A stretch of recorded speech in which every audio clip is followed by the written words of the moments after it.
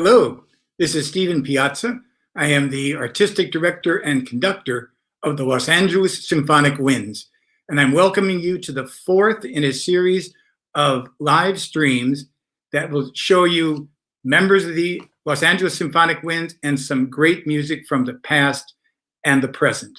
And we have lined up for you today a really terrific program that features two co-principals from the band, Juan Rivera on flute and Jason Beaumont on horn, as well as two people involved with legal issues, some having to do with music and some having to do with fields outside of music. And that is, we're going to introduce you to Mark Markus and Paula Savastano. Those are our two legal eagles. So the title of the show is The Two Co-Principals and Two Legal Eagles. And it turns out that Mark, not only being a lawyer, is also the principal second clarinet player with the Los Angeles Symphonic Winds. And you will see him in the video that I'm just about to show you before we meet the stars of today's broadcast. So I want to begin with a note of optimism. Over the past year, all of us have been going through a number of issues related to the COVID pandemic and unemployment and lots of other things. But in recent days, I found myself in a much more optimistic mood. Maybe it's the fact that I received my first vaccination shot. Schools are going to be reopening here in California. There's a lot of, I think, good things on the horizon. So I'm feeling a note of optimism. So I thought that the piece that I picked out to begin this live stream with you will echo that enthusiasm and that optimism as well. It's a piece of music that was commissioned for a festival that took place 70 years ago to the year. And it was called the Festival of Great Britain. And as many of you know, the Los Angeles Symphonic Winds have gone to a number of festivals in the past in Chicago, in Schladming, Austria, in La Croix-Valmer in the south of France. And so the festivals are certainly nothing new to the members of the Los Angeles Symphonic Winds. And I wanted to share this particular one with you because, of course, the royals have been in the news lately with Harry and Meghan about to have another baby. And on the much more sadder side, from what I understand, that Prince Philip has been hospitalized. You will see him in this next video that we play for you, however, and you will also see a small snippet of Queen Elizabeth and also King George in one of his last public speeches. He's opening the Festival of Great Britain, which took place in 1951 to celebrate another type of reemergence, and that was the lands associated in the country of Great Britain emerging from the Second World War. It's a very festive occasion. The music sounds terrific, and it's by Gordon Jacob, who was commissioned to write this piece, which he called Music for a Festival. And you will hear the Los Angeles Symphonic Winds playing it back in 2010, along with film clips from that festive occasion. So I hope you enjoy it.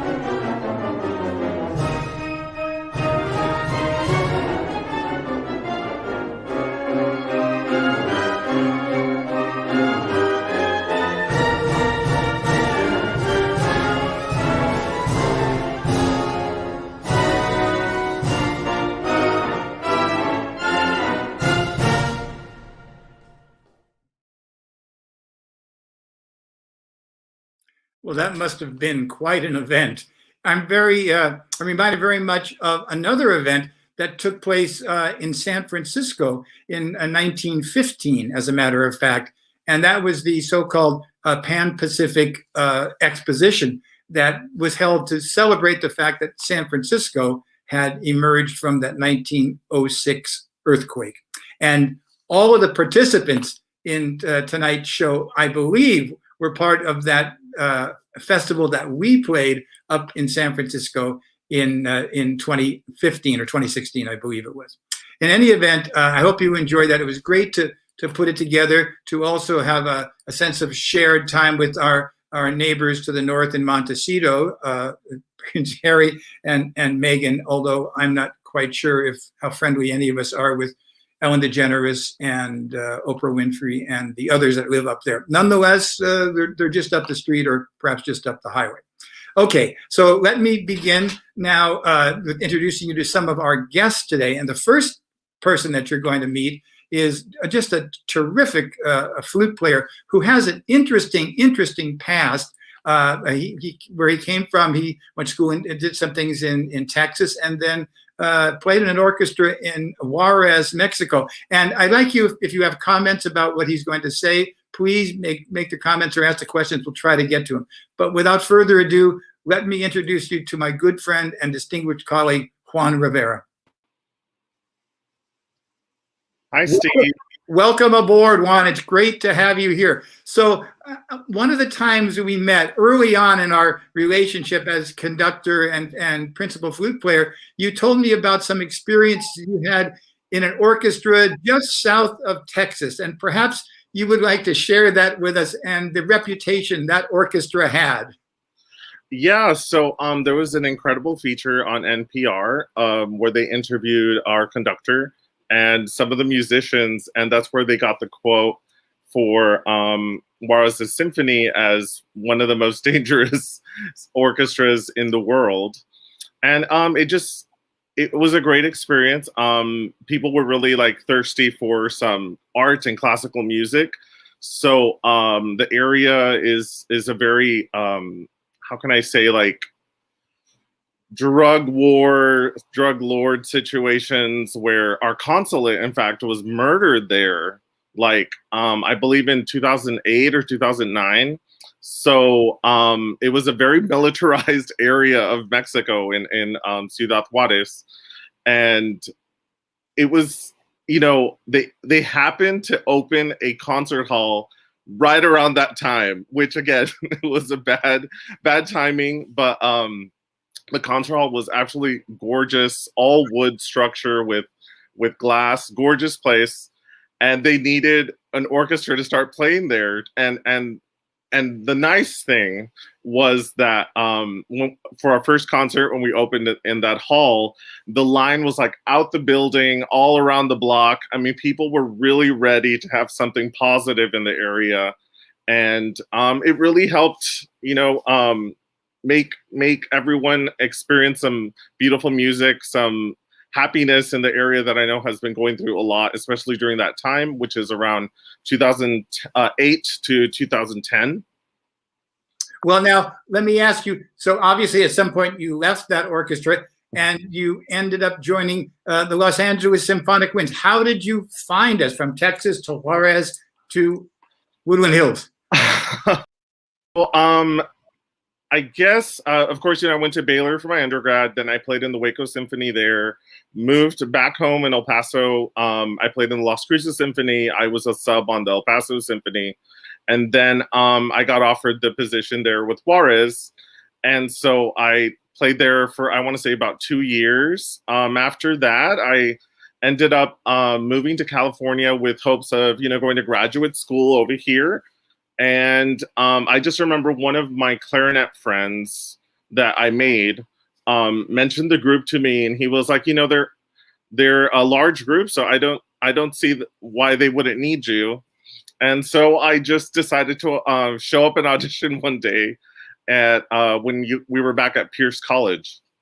Exactly. Well, you've certainly made a great contribution to the group, and I really appreciate your sharing these stories. Now, I'm curious about the piece that you chose to play for us today. What is the piece, and why did you choose it before we hear it?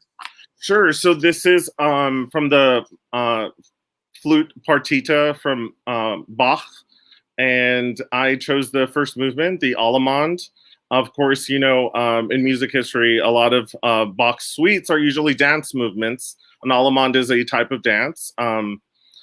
I chose it because personally, like I needed the work on it. Like when it comes to the stamina, when it comes to the breathing, it's really difficult to play a flute alone piece sometimes because there is no breath marks, and it's just you at the show kind of a situation. And I've always had that piece, you know, in my heart. It's Bach loved the flute. I know his son CPE Bach loved the flute as well, and they were able to, you know, really impress upon the importance of the instrument to the following Prussian king, who was a flutist, Frederick the Great.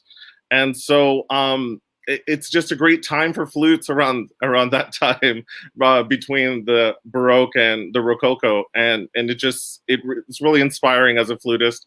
I know, looking back when I was looking at Quantz's book, he even talks about which is his flute is on the flute. And Quantz was, of course, one of the first people to write a treatise to an instrument on how to play it. And he's, again, an inspiring teacher, and I'm just trying to give back to our Baroque times and our Baroque flutists. Excellent. Well, we're looking forward to hearing this Bach partita. Thank you, Juan, for sharing it with us and for joining us today on Four Winds on Wednesdays.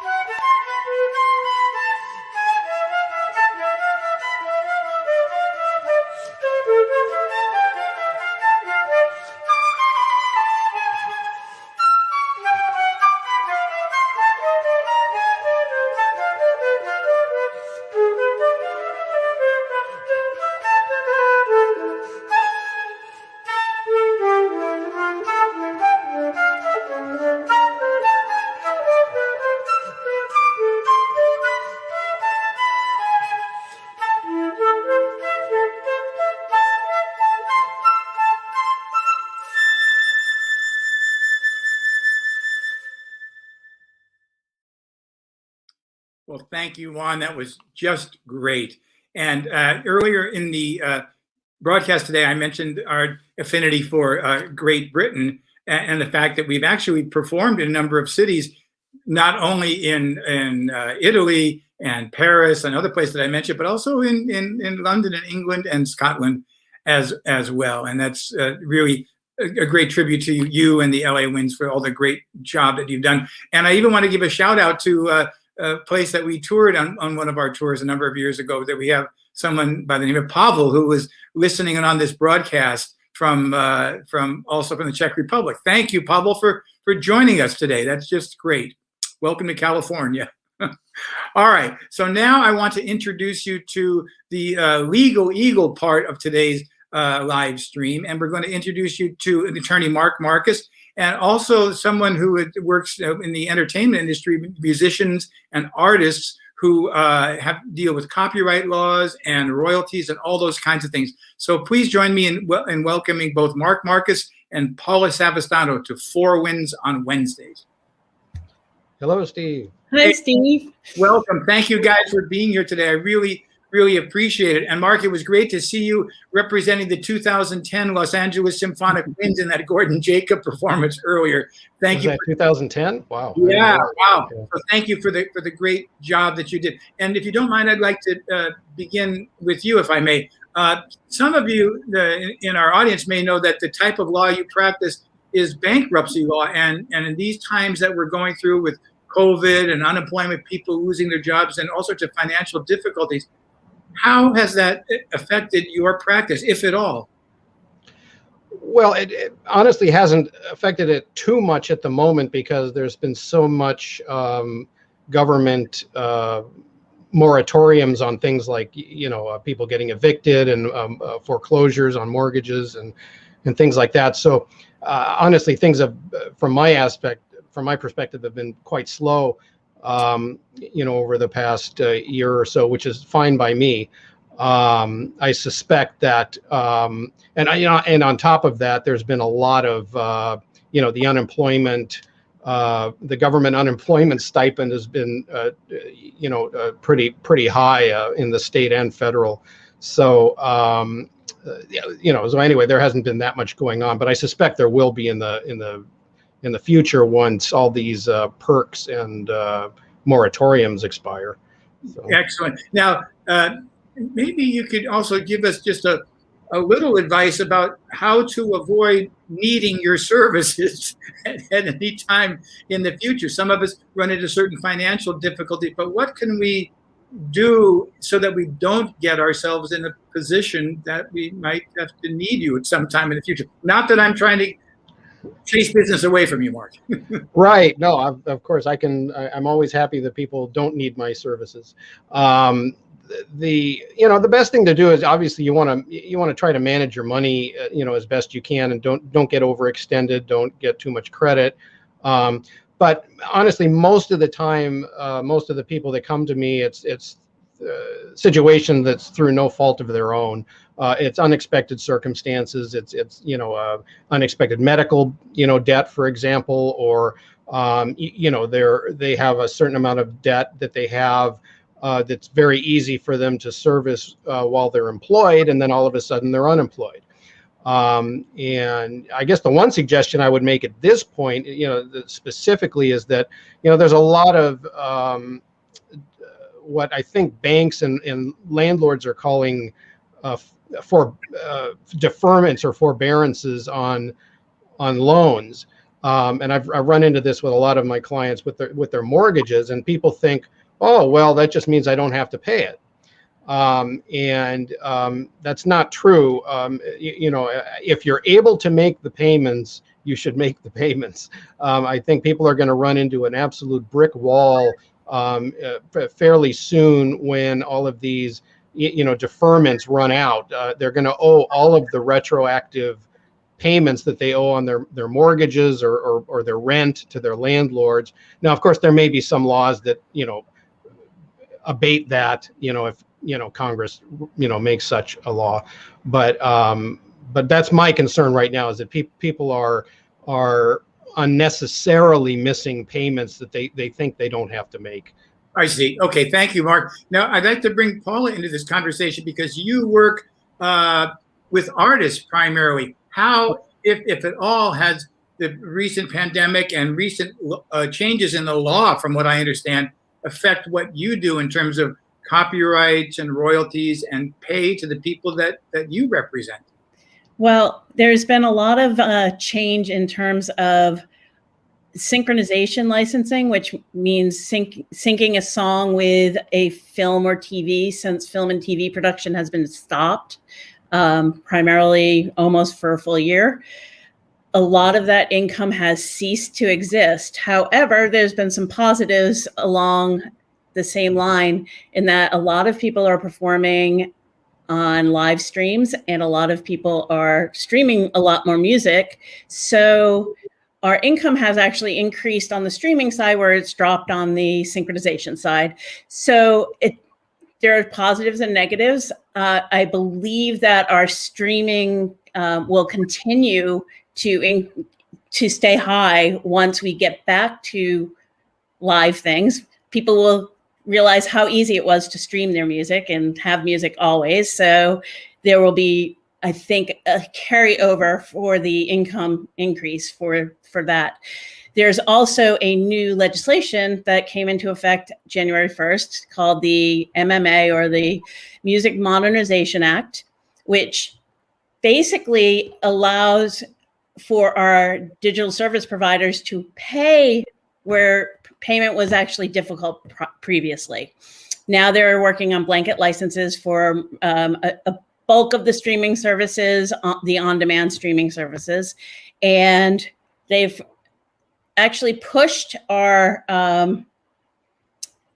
there's an increase in income from what we called black box music, where they couldn't match the songs previously. They've now paid that through to the Music Mechanical Licensing Collective in the amount of $424 million was paid out February 15th, which will be crossed over, and paid through to our clients. So we'll all receive some money from that. And on top of that, anything going forward, you can't use music without having it licensed. So it's actually going to help a significant, where there was actually a hole where people weren't getting paid, that will actually significantly change. Excellent. A positive change in recent months, I guess. When did this come in? You were talking about to me about January 1st. January 1st. Yeah, so that's great, which is why you've been so busy trying to get the artists and everybody else up to date on these new rules and regulations. But we have to make sure there's a new database in effect that came into effect January 1st, where anyone now licensing music or digital service providers, music users essentially, can go into this database and look up to see who the owner is. And so my job is actually to make sure this database is up to date and correct. Excellent. For all of our songs. Excellent. Now, it sounds like many people are doing well as a result of these changes, but I'm sure you've run into some artists who've been running into difficulties over the past year. It wouldn't surprise me at all if some of them haven't been doing the kinds of things they may have done in the past because of the things they're running into. So, Mark, let me ask you, if I could. So if one finds oneself in a difficult financial situation and needs to consult somebody like yourself, what should they look for in this person to make sure they get the best representation? Assuming you are too busy to take them on as clients, what kinds of things do we need to look out for or to look for in an attorney to help us out with this? Okay, well, I mean, this is actually, real similar to picking a doctor. If you, were going in for a surgery for something, I don't think you'd want to just take the first doctor that you find in the yellow pages. Actually, there is no more yellow pages, is there? But yeah, you want to research the attorney that you're going to use, and you want to make sure that they have expertise in the specific field that you're seeking help. Like, so if it's bankruptcy, you want somebody that pretty much does bankruptcy law exclusively. Not somebody who mixes it with 25 other areas of law, and anybody who walks in the door, because it's just too specialized and too difficult you know, to deal with if it's not your sole practice. And you're going to want to make sure that they're, it's really easy to research people with the internet these days. You know, there's so much information about attorneys and things like that. So it's easy to look up their record with the state bar. You know, do they have any complaints against them? What organizations do they belong to? Are they certified specialists?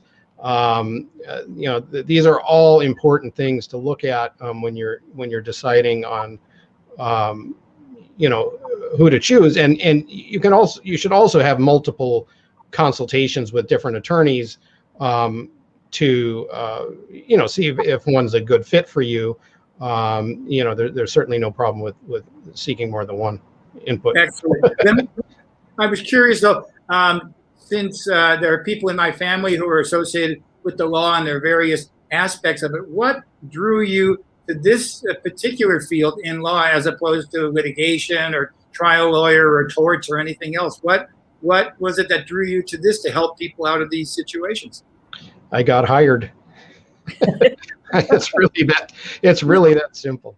Yeah, I mean, the first job that I had out of actually during law school was with a firm that did bankruptcy law, and it was just it wasn't something that I chose because that's what I wanted to do. I'm happy I did it. I mean, I've very much enjoyed helping people, and it's been pretty rewarding and pretty interesting field because it covers a lot of different areas of law, you know, within itself.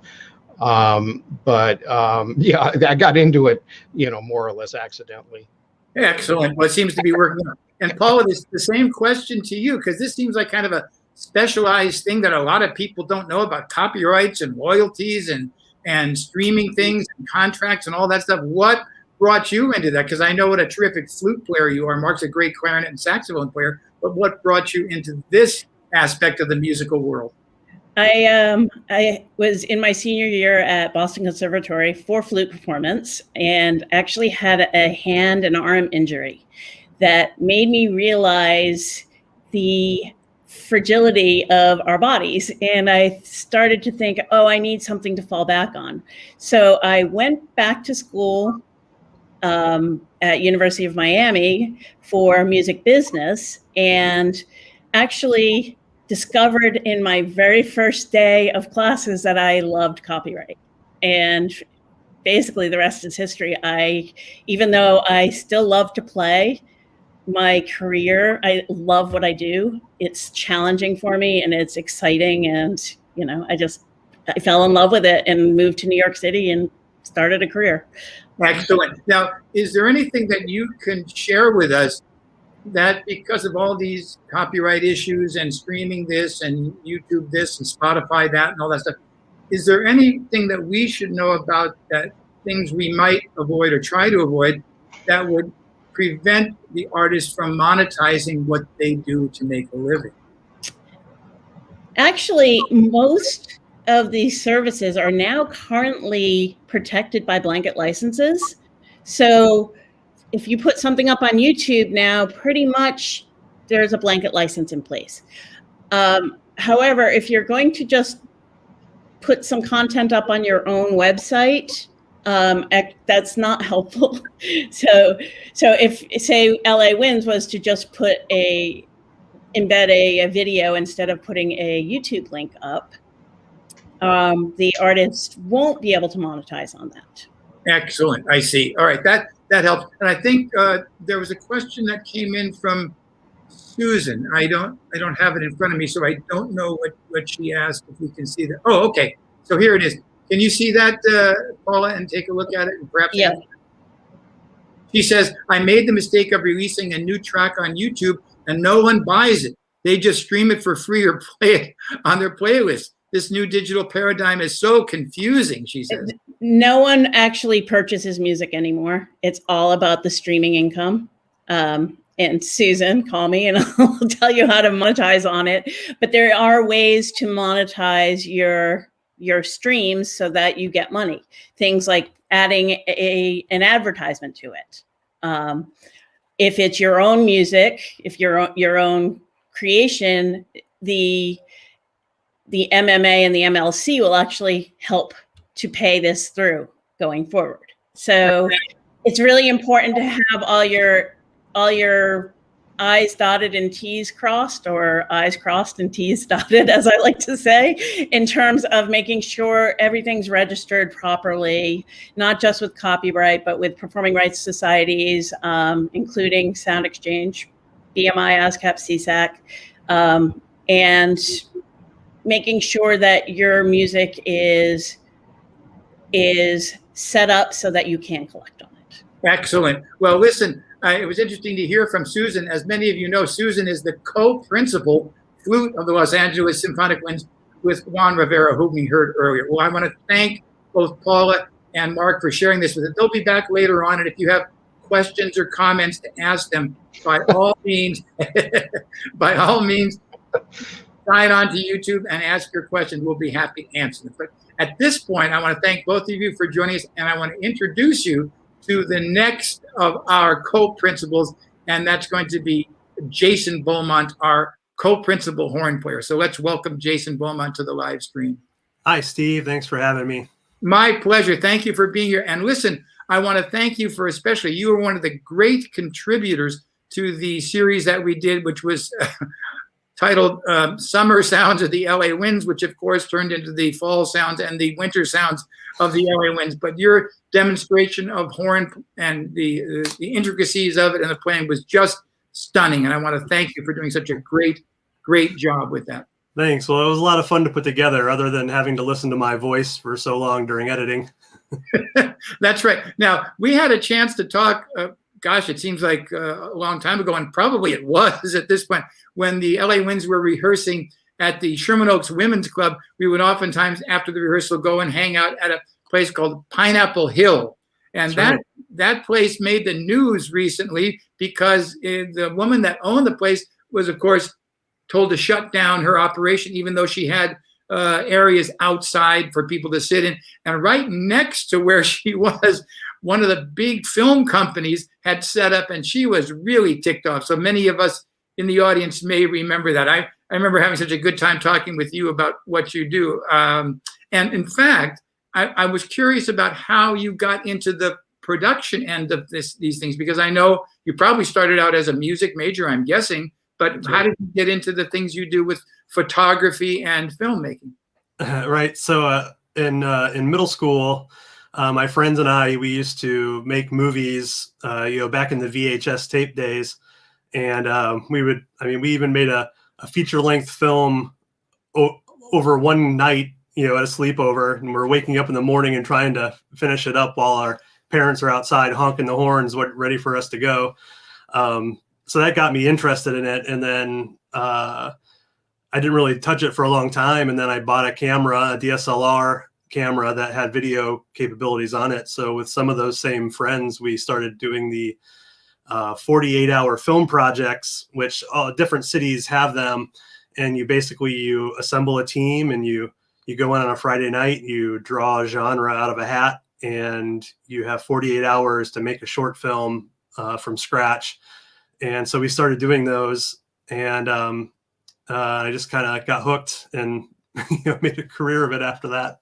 Excellent. Now, do you have any favorite projects that you could tell us about that you've worked on over the years? I know you've done a lot of different things, but any things that stand out in your mind as, wow, I was really glad I was a part of that, whatever. Yeah, there's been a few. Generally I like, when I get to, be a big part of the creative process. And so a lot of times I'm working on smaller projects like comedy pilots and things like that, because I used to work a lot with the Second City people when I lived in Chicago, which is the comedy improv groups. And they always had a lot of stuff to film. But I've also had opportunities to film in the Field Museum in Chicago, and Michelin rated restaurants where you occasionally get to try the food after you're done filming it. Since I've been out here, I've gotten to shoot with drones out in the Mojave Desert, and I got to film something at Courtney Cox's house, and Laura Dern stopped by and her dog smelled my butt. It was great. Excellent. Well, thanks for sharing at least some of that. I appreciate it. So I understand also musically that we had Juan Rivera on, and he and you guys play in a woodwind quintet together. Is that correct? That's right. That's right. Excellent. Excellent. Now I'm looking forward to. I know some of the pieces that are part of this whole collection, what are called fripperies, that have been written. So I'd like you to introduce the piece that you're going to play for us now and tell us a little bit about it and why you chose it. Okay. So it's written by a guy named Lowell Shaw. He was a horn instructor at the University of Buffalo, I believe.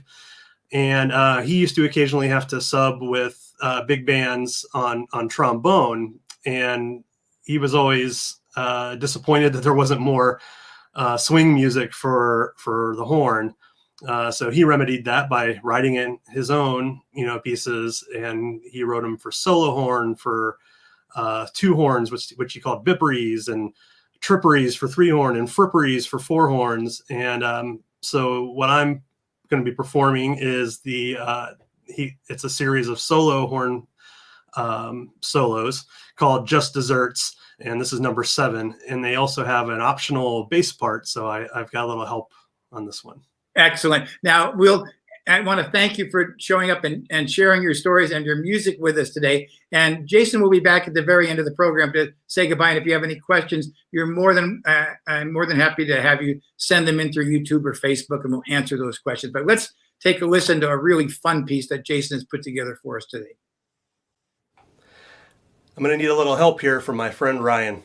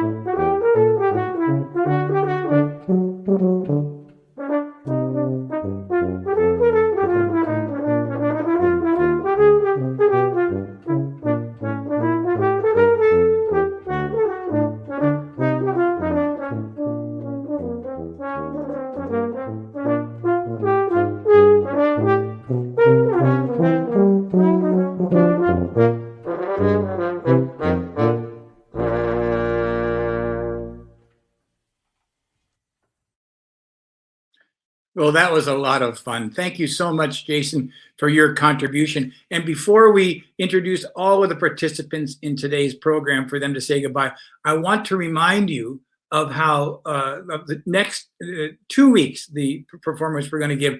It's called A Celebration of Your LA Woodwinds, and will feature bassoonist Chuck Fernandez, and he'll be with his Song of Angels flute choir, and then 2 of our most talented studio doublers, Jeff Nudell, another great woodwind player of flute and clarinet and saxophone, and in college he had to play a little bit of bassoon, as a matter of fact, from what I understand, and also Bob Crosby, who has an interesting past as a child performer that he's going to share with you. And Bob is a great flute player, a clarinet player, and of course oboe and English horn player and saxophone player as well. So it should be a phenomenal show. So there's some questions that we can answer on the YouTube channel for you. Some of you have asked some questions. We'd like to do that. But let me bring back all of our guests today as we wave goodbye, and thank you all for watching this wonderful series. There's Juan and Jason, and of course Paula, guys, and there's Mark Markus. Thank you all very much. Goodbye, everybody. See you in 2 weeks. Thanks. Bye-bye now.